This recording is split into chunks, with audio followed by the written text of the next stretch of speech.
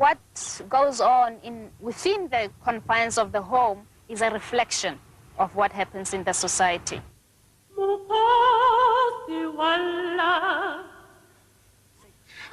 Say it! Say it, you bitch! Say it! Say it! Say it! Say it! And just you remember that! He used to pull me out of bed and he used to punch me all over my face. He grabbed me by my hair, he used to hit me against the wall, against the wardrobe. He would just run me down and say, you're so ugly and you're never going to get anywhere in your life and no man is ever going to love you and you're a worthless piece of whatever. And he just broke me down continually. It made me feel powerful to reduce her to tears, you know. It made me feel that I was in control of the situation.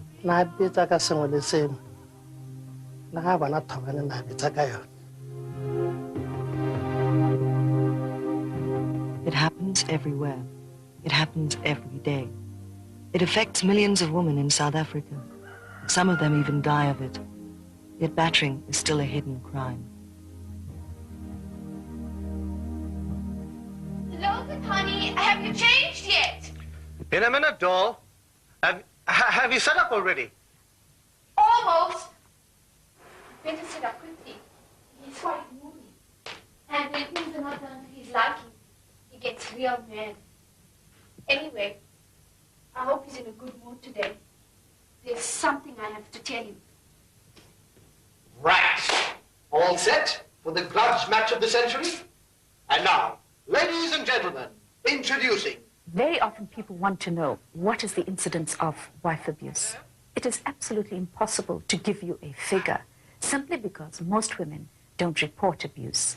Many of these women have only come to us 15 years, 16 years, 25 years after the abuse has actually occurred. So what happens is we actually just seeing the tip of the iceberg. Dinah is 69 years old. She was victim of physical and psychological abuse for 41 years until her husband died.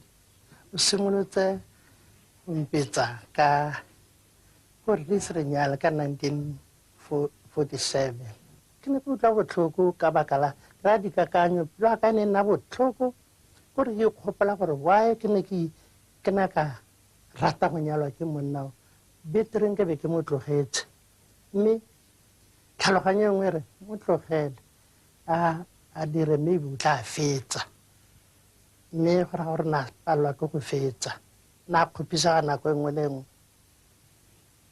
Rupman is 40 years old. She has suffered 15 years of physical and psychological abuse. The first incident was a few weeks after her wedding. When he comes now about 1, 2 o'clock in the morning, and I used to feel tired and I want to sleep, and then he wanted to disturb me and he wanted to have intercourse in the middle of the night. And when I used to refuse, then he used to pull me out of bed and he used to hit me. Joyce was married for 5 years. The abuse was mostly physical. The beatings were directly related to her work and involvement in union activities.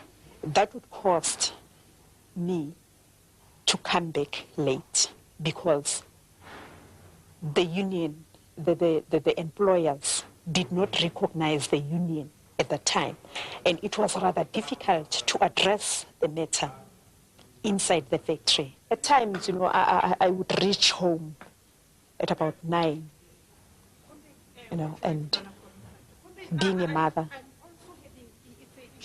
have to reach home at that time.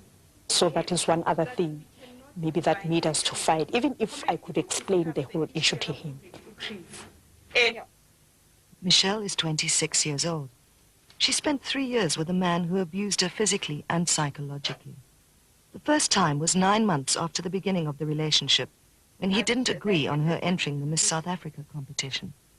And I'll never forget him shoving my face into that mirror and my eyes were swollen from crying and my face was red and I mean my nose was running and it was just a total mess, and him just shoving my face in there and saying to me, look, do you think you're ever going to get anywhere with a face like this? And that's how it actually started. That was the first one. Zuleika is 50 years old. She suffered 11 years of abuse, which started only 3 months after her wedding. Zuleika had to hide in a shelter for a few months and still cannot be identified because her ex-husband is threatening to kill her. Hello, Bianca. Welcome to the shelter. Nice to have you here. Come in. I liked him in the beginning, yes. But after he started using all those verbal abuse and raping me and things like that, it all went. And I didn't want to live at all myself anymore by then. Only 3 months after I was married to this man, I thought was so wonderful. Listen, are we going to play or are you going to mess about? Well, I'd rather mess about. But since you take the game so seriously, let's play. Right. Give us a kiss first. Oh, you. Ooh. Now that the introduction's over, let the games begin. Right. Why are women battered? Or why do men batter? Could it be for the following reasons? Drink and drugs cause battering. No. Battering happens to more black women, working class women, and uneducated women. No. Women who are beaten ask for it or at least provoke it. No, definitely. Some women like to be beaten up. No. A woman who gets battered is a bit mad. No. Once you're a battered woman, you will always have a partner who beats you. No. These are all the myths about battering. Yes. Why then are women battered? There are various reasons. I think one of the most important reasons we found at Advice Desk is in this country where there's patriarchy, men occupy a higher position than women. Now suddenly, women have taken the lead, and very often men cannot deal with this. No, it was like a competition thing, you know. She'd stay late at work and I'd have to look after the children, so I would get my own back on her, or that sort of thing. And it was a matter of, you know, she had to pay for pursuing her independent career. Your wife is your property, so you do as you please with her. And this is why they beat their wives up. And this is the typical picture of the abuser. The successful businessman, the suave man, the educated person, who looks to the rest of the world as a normal, very loving, absolutely non-violent individual who privately beats up his wife. I have all the degrees. I lecture at university. I go overseas on conferences. I'm well known. That's one of the reasons why I'm not prepared to face the camera. And yet, in myself, at 2 o'clock in the morning, I am the world's most inadequate person.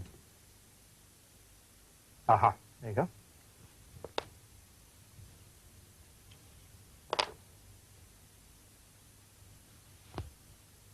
Logan, I'm pregnant. Logan, I heard you the first time. We'd get into an argument, and there would be one word would lead to the next, and it would just escalate and escalate and escalate and escalate. And the only way out of it for me was to shut my wife up. So what would you do? Well, I'd bash her, you know, just to keep her quiet. Battering is not a crime in South Africa in the sense that there isn't a special offense set out in the law. So we have to look at our criminal laws and see whether it fits in under assault, grievous bodily harm, attempted murder, harassment. So these are the criminal offenses. In other words, you can lay a charge if your husband or partner physically abuses you in any way, and that is from a simple punch to an attack with a weapon. Even a death threat is a crime. He always said he would kill us, he would shoot us, he would kill us. That's right.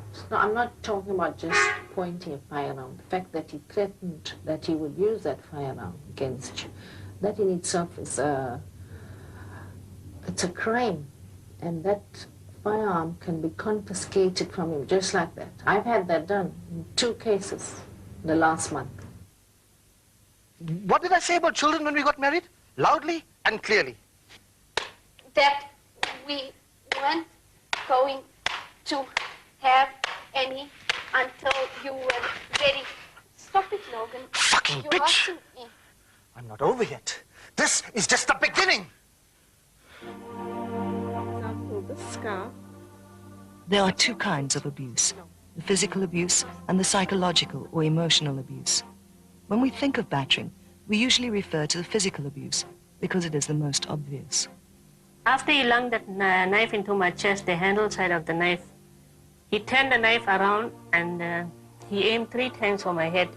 And there's 3 deep cuts here, and the cut here is so deep, and if I had a wound so deep into my head, I would have been dead. And then next thing, he picked up my hands, and he chopped me 3 times. When my hand was almost out and it was hanging. And when I got up to scream, he started hitting me in my head. He hit me across my face here, where I had a deep cut, and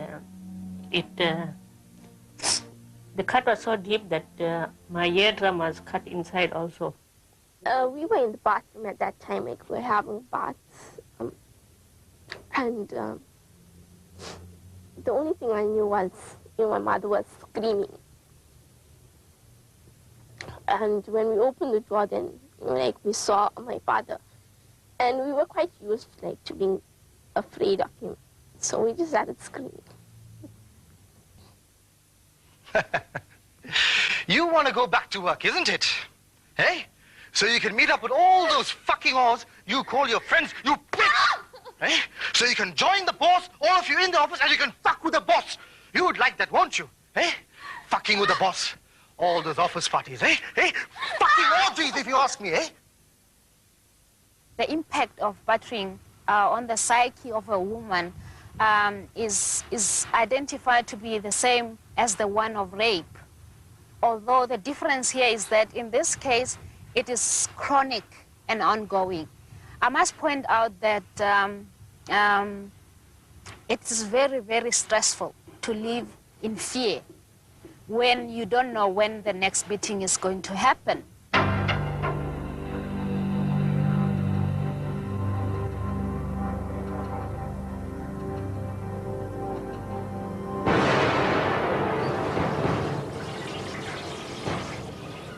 Rookman suffered terribly and is scarred physically and mentally for life. There's more to battering than bruises and broken bones. Everything's healed well, your blood pressure's fine, you don't need any treatment. But your head still has very many scars, and you need to heal those. It was primarily psychological abuse. In fact, it was largely psychological abuse. What sort of lousy mother are you? This type of thing. If she got home late from a meeting with a client, it would be, I know you've been screwing this guy, you're a slut and a whore, and I knew you were when I married you. And I mean, stuff that I really don't feel for her. I think there are different sorts of wife battering. And mine is probably the worst sort, because I'm intelligent, I have a number of degrees. There was a sense in which, whilst I didn't know what was motivating me to do it, I'd reached a stage where I knew that I was doing it, and I took pleasure and satisfaction from seeing her cry. It erodes your personality. It erodes your being. You live your life trying to seek approval. You live your life trying to please the other person. You live your life trying to stop the abuse in your life. So in a sense, you are not your own person. In what way do you feel that you were responsible, that you were to blame for what is actually happening? Well, I can't see anything because I did everything to satisfy my in-laws and my husband.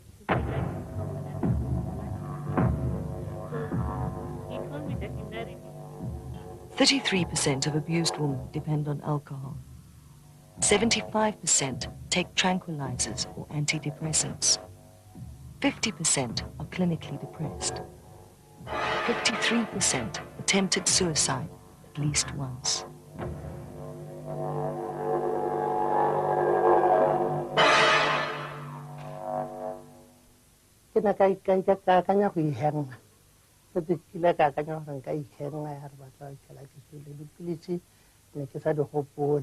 I attempted suicide. It didn't bother him. What did you do? I took a whole lot of tablets. I unfortunately attempted suicide on a number of occasions, and it's not something I've ever really said to many people, but my parents know. I overdosed on drugs quite a number of times, and twice I had to go and have a stomach pump. I tried to cut my wrists as well. Unfortunately, suicide seemed the only way out on a number of occasions. If battering, either physical or psychological, is so bad, why then do women stay in the relationship? I thought he would change. I actually thought it was just a particular stage he was going through, but I saw it getting a lot worse. And you stay with him. Well, I stayed with him because I really felt nobody else would love me in this world. Why did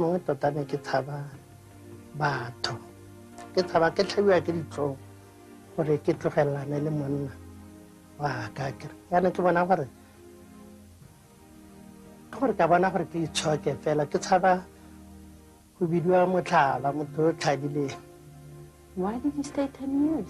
If you said after 3 months you had enough. Because the man said, "You kill us if we leave him." Women remain for various reasons. I think one of the major reasons is financial dependence, but the other is emotional dependence. Lots of women, of course, use the excuse of for the sake of the children. Very often, it's for their own sakes that they remain, not for the sake of the children. Because if they did really believe that they had to leave, it would be for the sake of the children.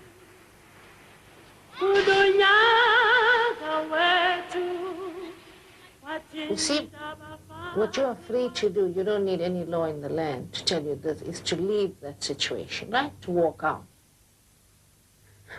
Why do you have to do this to me? To yourself? I'm sorry, Sandy. Oh, God, I'm sorry.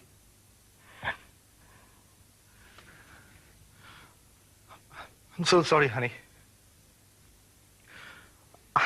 I didn't mean all those things I said and did. Before you can't, I couldn't really say it was coming. During, it's a total blank, and afterwards you feel like a real dog. I would like to use stronger language, but that's the only way I can. And you feel alone as well, very on your own. Did you try to excuse yourself, say you're sorry, I don't know, buy her roses or whatever? How? Yes, yeah, but of course that's all very well until the next occurrence. And each time your word gets eroded, you know, people believe in you less and less and less as you do it. Okay, now we've got this case. What do we do? Remember, she's an indigent woman. She doesn't have resources. But it's important that we empower women with knowledge. So if we empower women, we say to them, these are the things you can do, okay? Remember, she wanted help. Did she expect you to do something for her? Yeah, well, that's what she expected. But we said we can tell her what she can do, but we don't do it for her. She will have to pick up that phone and get assistance. Right, now that's very important. Usually, though, women cannot rely on the assistance of the police, even if it is their duty to help abused women. If you go to the police, you got to insist that they take you seriously. Assuming she decides she wants to lay a charge, we say insist on your right to do so. And if they see that she's serious, you see, the police usually try to persuade, oh, go and kiss and make up, it's just your husband. So it's really her decision whether she wants to follow that, whether she wants to insist on her rights. You see, this is what we call a peace order. It's simple, inexpensive. And this is where you make a complaint that he behaved violently towards you, and the magistrate issues this kind of warning. Besides a peace order, you can get a divorce summons. Also, either before or after a divorce, you can obtain a court interdict from the Supreme Court, which basically interdicts your husband from having any contact, verbal or physical, with you. And if he disobeys this interdict, he can be fined or imprisoned. I'm still scared of the man, of what he can still do to us. But I'm very, very happy that I'm just my own person. I can think for myself. I can do things for myself. I don't have to follow anybody else's orders and instructions. When love hurts, the family hurts, the children hurt, the society hurts. When love hurts, get help immediately. There are lots of organizations in the country that deal with abused women. And I think the first step is to admit you are an abused woman. Say to yourself, I am an abused woman and I need help. Hello, my name is Sandy.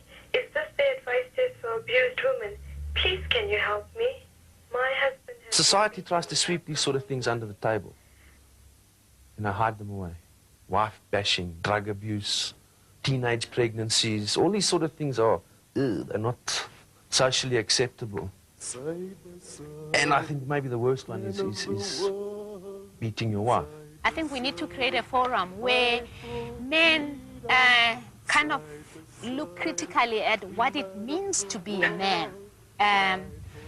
Because in a sense, I think culturally, a real man is the one who doesn't beat his wife. A man who beats his wife was considered to be a coward. One place men can get help without being judged or accused is at the National Institute for Crime Prevention and Rehabilitation of Offenders, NICRO. The course that NICRO ran in terms of recognizing your anger, in terms of the physical cues of your anger, and being able to do something about it has certainly been the most helpful thing that I've done in the past 15 years of my life. One of the most important things about men is it is up to us women to educate our men about what we want, what our rights are. Why should men have a right to beat women? Why should they be given this right? It is not their right to beat women. And I think men need to be educated about their roles in society. And I think the way in which we're going to do this is for women in the home to teach their sons, when they bring them up, that there is no difference between the boys and the girls in the home, and for schools to start social studies programs. I think this is where it has to start, in the preschool, teaching men and women equality. If we can start there, I think we're going to look at a better generation.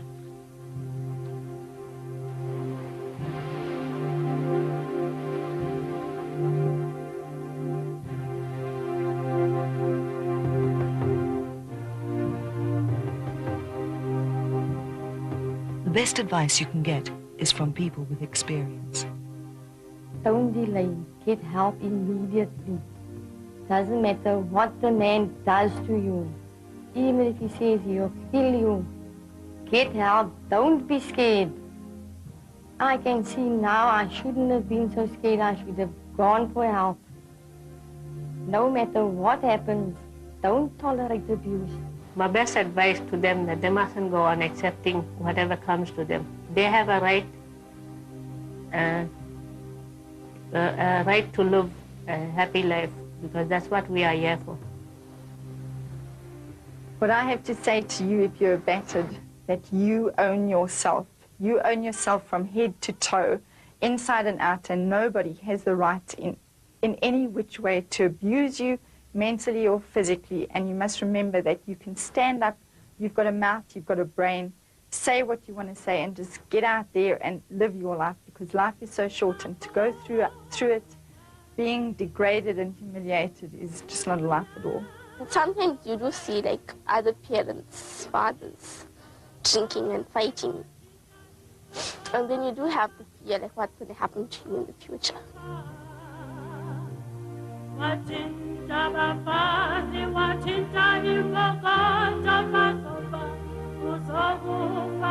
Our children shouldn't be scared of the future. They are our future. And it is the women who give birth to this future. Violence against women is violence against society. Stop violence. Now.